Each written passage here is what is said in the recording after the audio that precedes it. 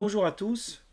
Nous allons prendre notre cinquième volet sur le chassidisme, enfin sur un épisode important qui relève a priori d'un détail, mais qui en fait est important dans l'histoire du chassidisme.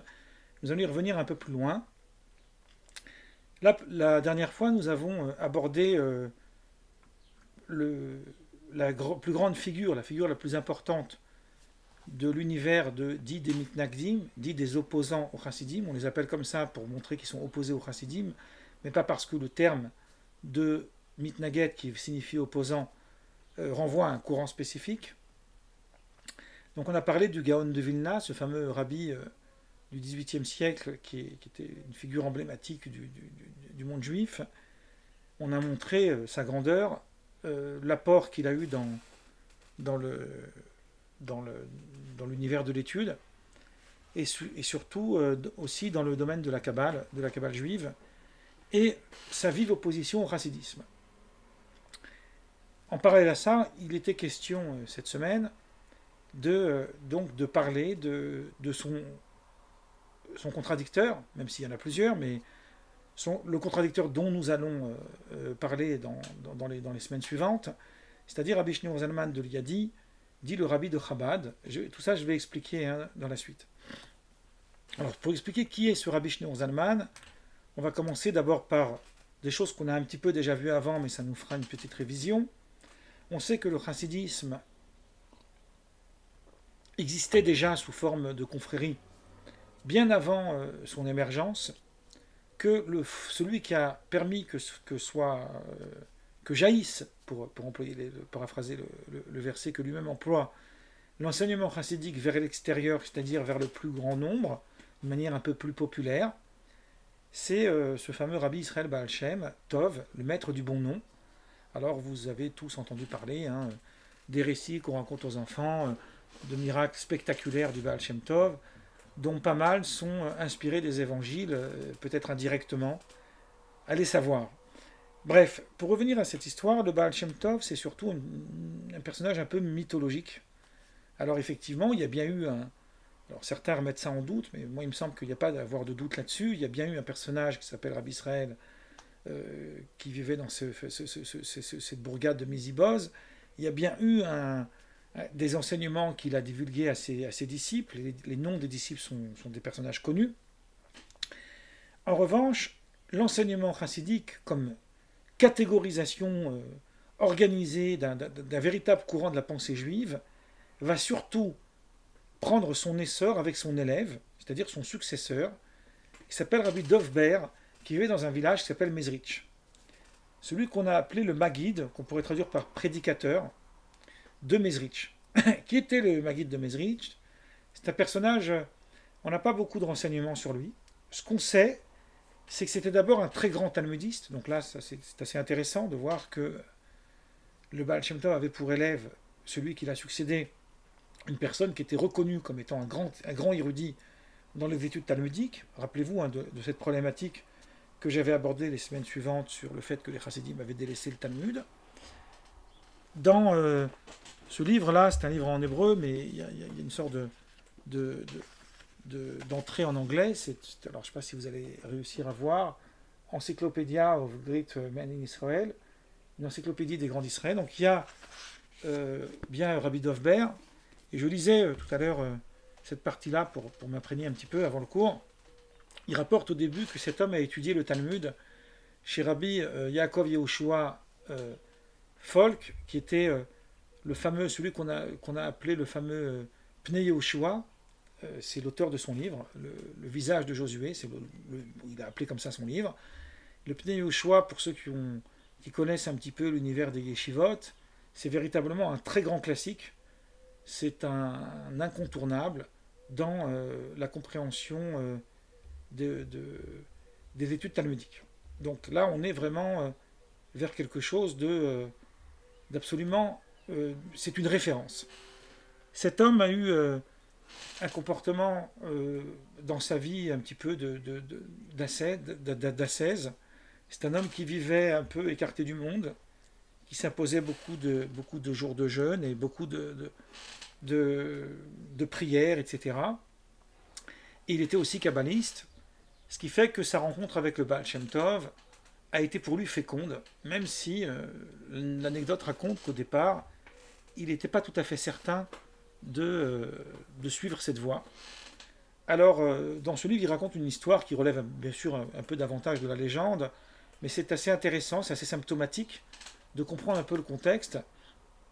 C'est que lorsque le Baal Shem Tov est arrivé chez le Maguid de Mezrich est allé rendre visite au Baal Shem Tov, le Baal Shem Tov lui a ouvert le fameux Etz Chaim, l'arbre de vie de Rabbi Chaim Vital, qui est l'élève de Yitzhak Luria, rappelez-vous, hein, celui qu'on a appelé le Harizal, qui est mort en 1572, et qui est le plus grand, enfin le plus célèbre, on va dire, maître de la Kabbale juive, et qui lui n'a pas laissé d'ouvrage, il a fait écrire par son élève, qui s'appelle Chaim Vital, et il lui a demandé de lui expliquer un passage de ce livre, et Dovber de Mezrich s'est attelé à lui expliquer point par point chaque passage, avec précision, exactitude, etc. Le Baal Shem Tov, il lui répond, ce n'est pas comme ça que moi j'étudie la Kabbale juive, et je vais reprendre le passage avec toi et je vais te l'expliquer. Et en reprenant un passage qui visiblement avait trait aux anges et à la lumière, le Maguid a vu des visions spectaculaires, de lumière venant d'en haut, avec des anges, etc., comme si l'enseignement devenait vivant. Et c'est là qu'il a compris que, alors ça peut être un rêve, ça peut être un songe, ça peut être une allégorie, mais il a compris que le chassidisme se voulait être une doctrine vivante de l'enseignement de la mystique de la Kabbale juive, qu'on pourrait appeler aussi la mystique juive, pourquoi pas. On peut donner tous les termes qu'on veut, dès lors qu'on reste un peu cohérent. Ce Rabbi Dovber, c'était un homme extrêmement bien organisé, et c'est lui qui va avoir une multitude d'élèves, qui va charger d'aller dans différentes villes et dans différents villages à travers l'Europe de l'Est, et pour distiller l'enseignement de la Chassidoute. Et c'est à partir de ces élèves que vont naître les courants que nous connaissons aujourd'hui, Lubavitch, Gour, Braslav, Vijnitz, etc., des villes qui sont nommées au nom des villes où ils vivaient, mais qui en réalité ont débuté à partir de... Il y a même Tchernobyl, c'est une ville qu'on connaît pour le drame qu'il y a eu il y a quelques années. Et il y a un rabbi de Tchernobyl, qui existe encore d'ailleurs, il y en a même deux, je crois. Et aux États-Unis, j'étais allé rendre visite au rabbi de Tchernobyl, c'est pour vous dire qu'il continue à s'appeler comme ça, comme les Lubavitch d'ailleurs, qui font partie d'un petit village qui s'appelait la ville de Luba, et c'est devenu la ville de Lubavitch, c'est la ville de Luba qui voulait signifier la ville de l'amour. Bon, on va rester maintenant, on va rentrer un peu plus dans le contexte du sujet. Donc le Maguid de Mezrich commence véritablement à organiser un système qui va faire école, jusqu'à aujourd'hui d'ailleurs. Bon. C'est dans ce contexte-là qu'on va parler de celui qu'on a appelé le vieux rabbi, le Admour Azaken, le vieux rabbi, alors qu'en réalité c'était peut-être le plus jeune de la confrérie, et qui va nous intéresser aujourd'hui. Donc qui est ce Shneor Zalman de Liadi? Tout d'abord, une chose intéressante, c'est que les dates ne sont pas toujours fondamentales, mais là c'est important de les connaître. Même si à quelques années près, on peut faire quelques erreurs. Hein. Le Baal Shem Tov, il est mort en 1760. Il a laissé place au Maguid de Mezrich, qui lui, dit-on, qui serait né vers les 1704, et qui serait mort en 1772. Donc si on fait une comparaison rapide avec le Gaon de Vilna, on va s'apercevoir que le Gaon de Vilna, rappelez-vous, celui qui s'oppose vraiment au chassidisme, lui, il est né en 1720, à peu près, et il est mort en 1797. Donc, on peut dire que le Maguid de Mezrich, même s'il est un petit peu plus âgé, il est vraiment plus contemporain du Gaon de Vilna que n'est le Baal Shem Tov, qui est plutôt un peu avant, parce que le Baal Shem Tov, quand il est mort, le Gaon de Vilna avait 40 ans. Il a vécu 77 ans apparemment, si j'en crois mes calculs mentaux. Le Maguid de Mezrich va mourir en 1772, donc il va rester, après la mort du Baal Shem Tov, pendant un peu plus de 10 ans, 12 ans environ, maître de la lignée chassidique, qu'on appelait à l'époque, ça c'est très important, la chassidoute klalite, c'est-à-dire le courant chassidique d'ordre général, puisque tous les courants chassidiques existent aujourd'hui, les centaines de petits courants qui existent, même si beaucoup ont été perdus après, au moment de la Shoah, ils se revendiquent tous d'abord du Baal Shem Tov et après du Maguid. Sur ce point de vue-là, il n'y a pas de distinction. Enfin, me semble-t-il. À partir des élèves du Maguid de Mezrich, là, il y a différents courants qui vont eux-mêmes donner différents courants. C'est un petit peu, on peut paraphraser le texte de Paul quand il parle de l'arbre, des branches et des sous-branches. Donc c'est un petit peu comme ça. On pourrait faire un arbre généalogique du chassidisme pour voir les courants qui sont nés au départ, des courants qui ont émergé d'autres courants par la suite, etc. Si on prend le courant de Satmar, par exemple, c'est un courant plus tardif. Hein, voilà, ce sont des courants qui sont nés plus tardivement. Donc il y a des livres entiers, il y a des encyclopédies entières qui ont été écrites là-dessus. Moi, ce n'est pas mon sujet de vous aborder tout ça dans le détail. Ce qui va m'intéresser, c'est la non-rencontre, ou plutôt la tentative de rencontre, entre l'auteur du Tanya, Shneur Zalman de Liadi, et le Gaon de Vilna. Mais ça, on va le voir un peu plus tard. Quand on prend maintenant Rabbi Shneur Zalman, donc, ce rabbin là, lui, il est né en 1745.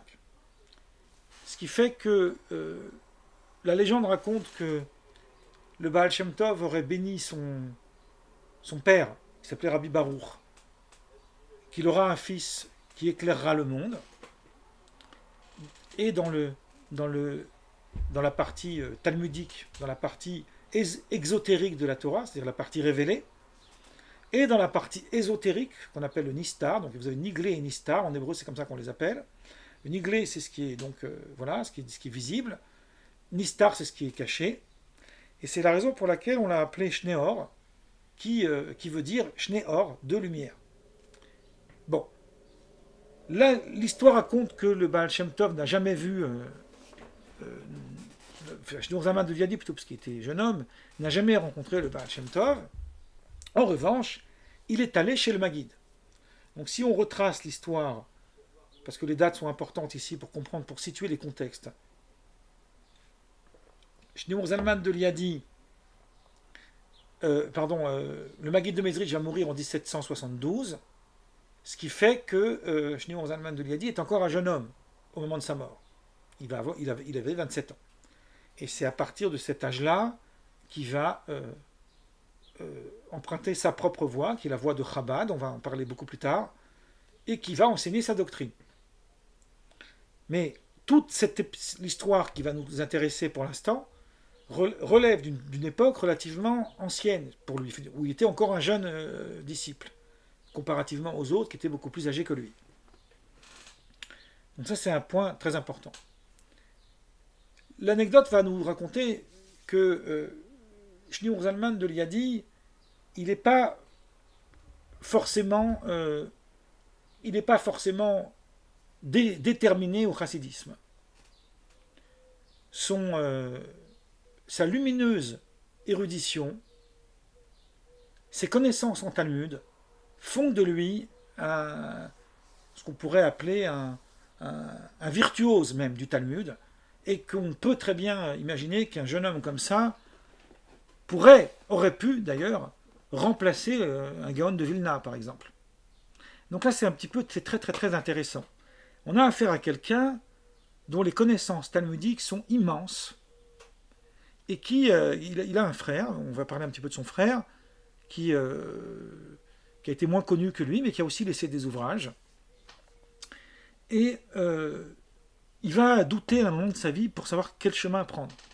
Il ne va pas savoir s'il va rejoindre le Maguid de Mezrich, et il va aller étudier là-bas la doctrine chassidique, ou il va aller plutôt à Vilna, donc chez le Gaon, pour étudier là-bas le Talmud. Vous voyez, il y a quand même un moment dans la vie de ce jeune homme où il y a un doute. Quelle voie va-t-il suivre?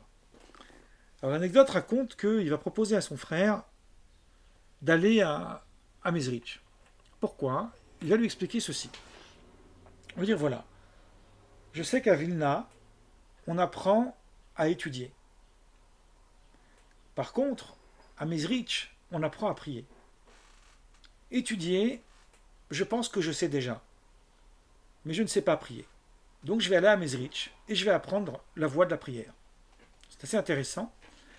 Et l'histoire raconte que à mi-chemin, enfin, quand ils vont commencer à voyager, ils vont avoir aujourd'hui on pourrait dire une panne de voiture, ils vont avoir la calèche qui va s'effondrer, et ça sera plus possible pour lui de continuer le voyage comme ça, il sera obligé de continuer à pied, donc là le périple est différent. Donc il va dire à son frère, écoute, c'est un signe qu'il faut que j'aille seul. Rentre à la maison et je te raconterai tout ce que j'ai vu. Dans ce livre-là que je vous ai montré tout à l'heure, il raconte cette anecdote, qui est une anecdote connue, et qui est une anecdote symptomatique de tout le point que j'essaie de vous faire comprendre depuis le début de mes séances. Lorsqu'il va arriver à Mezrich, donc dans ce lieu, il va se rendre compte que là-bas, il trouve des gens qui passent leur temps ou à prier, ou à chanter, ou à méditer, faire une sorte de méditation. Il ne voit pas bien quand est-ce que les gens étudient. Il ne les voit pas trop étudier. Donc il est très très très déçu. Il est d'accord d'aller là-bas pour enseigner, pour apprendre le chassidisme, mais pas au détriment de l'étude. Rappelez-vous, hein, ce point important. Et donc finalement, il va voir le Maguide de Mezrich, Rabbi Dovber, il prend congé, il dit voilà, finalement je choisis de ne pas rester, je voudrais partir. Et l'anecdote nous dit, alors évidemment tout cela c'est encore du roman, c'est même pourtant ce livre c'est un livre sérieux, il raconte aussi cette chose-là, que le Baal Shem Tov aurait prévenu son élève, le Maguide de Mezrich, et il lui aurait dit voilà, le jeune Shneur Zalman viendra te voir, il refusera de rester et il partira. Surtout ne le retiens pas, laisse-le partir, parce que c'est lorsqu'il viendra de son plein gré que mon enseignement fera véritablement sens. Donc il s'en va, sur le chemin du retour, après un petit moment, il s'aperçoit qu'il a oublié quelques affaires importantes. Il retourne, et là, qu'est-ce qu'il voit?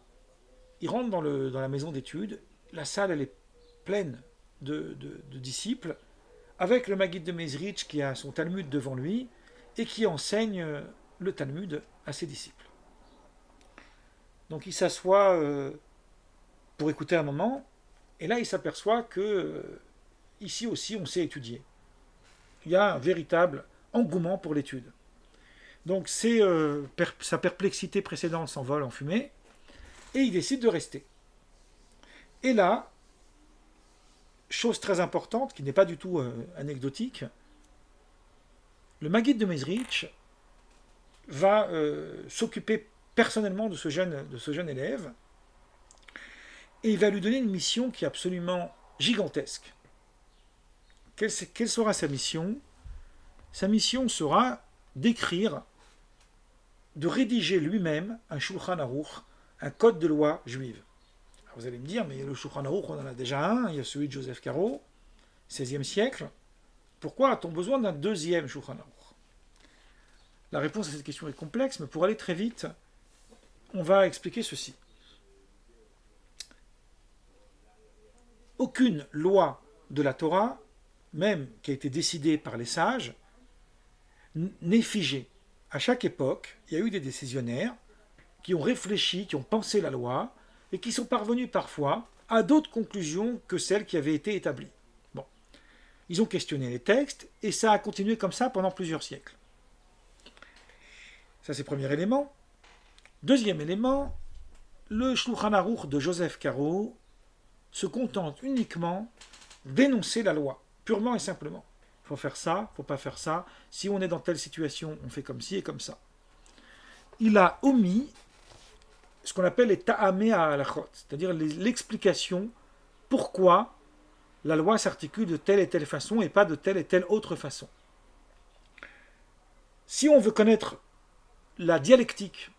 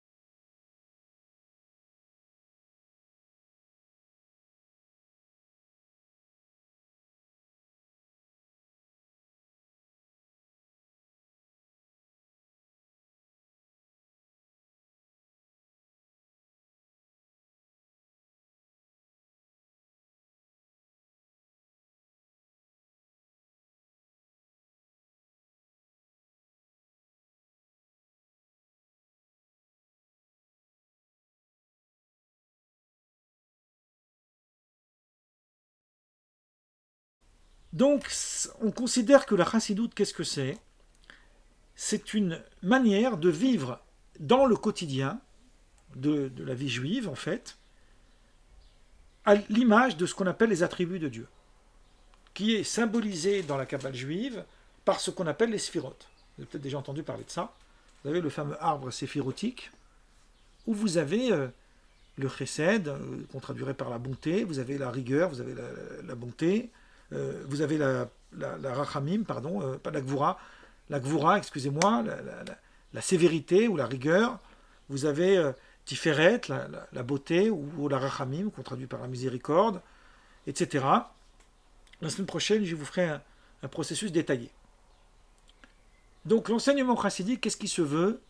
Il se veut être un travail sur les midot, c'est-à-dire sur le caractère humain, sur les passions. C'est un travail sur les passions. On retrouve déjà une doctrine similaire avec des divergences que j'aborderai la semaine prochaine, avec les courants de Moussar. Vous vous rappelez, dans la première séance, j'ai parlé des courants dits de Moussar, qu'on appelle les moralistes, qui ont existé avant l'émergence du chassidisme et qui eux aussi étaient de tendance mystique. Et qui existent encore aujourd'hui. Il y a aujourd'hui des très grands courants dans le monde juif dits de Moussar, évidemment. Un des plus connus, ces livres ont été traduits en français, c'est Rabbi Moshe Chaim Luzzatto. Je crois que j'avais un livre qui traînait ici, mais bon, je ne sais plus où il est. Celui qu'on a appelé le Ramchal, il était à l'époque du Gaon de Vilna, mais il est issu des courants dits moralistes, qui sont aussi des kabbalistes. Donc c'est plus une doctrine de vie. Il y a bien un enseignement chassidique, mais c'est une doctrine de vie. Chabad, c'est l'acronyme de Chochma, Bina et Da'at, que je vais développer rapidement parce qu'après il faut que j'arrête. Et de toute façon, j'y reviendrai la semaine prochaine. Chabad, c'est H-B-D. Chochma, Bina, Da'at. Qu'est-ce que c'est Chabad? C'est ce qu'on appelle dans l'arbre séphirotique le Keter, la couronne. C'est-à-dire ce qui est au-dessus des midot. Les midot, c'est les traits de caractère. Et le Keter, c'est ce qu'on appelle Mochin. C'est cérébral. D'accord? C'est ce qui est intellectuel, l'ordre intellectuel. Alors, c'est pas intellectuel dans le sens du raisonnement. C'est beaucoup plus spirituel. Donc, qu'est-ce que c'est Chochma? Chochma, c'est ce qu'on appelle la sagesse. C'est le point de départ de toute pensée, on va dire. La Bina, c'est le développement. C'est le fait de comprendre les choses. En hébreu moderne, quand on dit Ani Mevin, c'est-à-dire je comprends. Et on a aussi le Da'at, qui renvoie à la connaissance. On pourrait dire ici qu'il y a un processus trinitaire, pour faire un clin d'œil avec nos amis chrétiens, puisque la connaissance, le da'at, c'est la conséquence de la sagesse, qui est le point de départ, de l'élaboration, qui est donc l'action de connaître, et qui permet d'avoir, de saisir. La notion de da'at, qui est aussi liée à l'amour. Chabad se veut traduire tous les éléments du chassidisme dans le mochin, c'est-à-dire dans l'aspect de l'intellect de l'homme. Donc on voit déjà qu'il lui est donné à lui, en fait, une capacité à aller beaucoup plus en profondeur dans la doctrine du chassidisme. Donc il y a ces deux points intéressants. Le premier point, c'est que, et dans son apport au niveau de ce qu'on appelle le niglé, c'est-à-dire au niveau des études talmudiques, on a affaire à une des plus grandes références du monde juif, et dans son apport à la mystique, qui tout à coup change si vous voulez, approfondit la doctrine du chassidisme à un niveau beaucoup plus élevé sur le plan intellectuel. Mais ce n'est pas pour autant qu'il délaisse la part des midot, c'est-à-dire la part des traits d'affect humain, on va dire, et qui méprise les gens simples. Au contraire, il y a des passages dans le Tanya dans lesquels il dit que parfois les gens simples sont capables d'arriver à des degrés d'élévation spirituelle, etc., par leur amour de Dieu, etc. Ça, c'est pas remis en cause. Simplement, il y a dans la doctrine de Chabad quelque chose qui va beaucoup plus loin qu'une simple doctrine dite morale, on va dire, mais pas tout à fait morale dans le sens du Moussar, mais selon un autre angle de vue. Donc moi, pour l'instant, je vais m'arrêter là. On situe un petit peu le personnage. Et la semaine prochaine, on va comprendre le contexte de la rencontre entre Shneor Zalman de Liadi et le Gaon de Vilna, en introduisant d'abord la manière dont, dans la doctrine de Chabad, les sujets ont été élaborés. Voilà, je vous remercie. Moi, là, je vais arrêter l'enregistrement. Et je reste encore quelques minutes avec vous si vous le souhaitez. Alors là, j'arrête.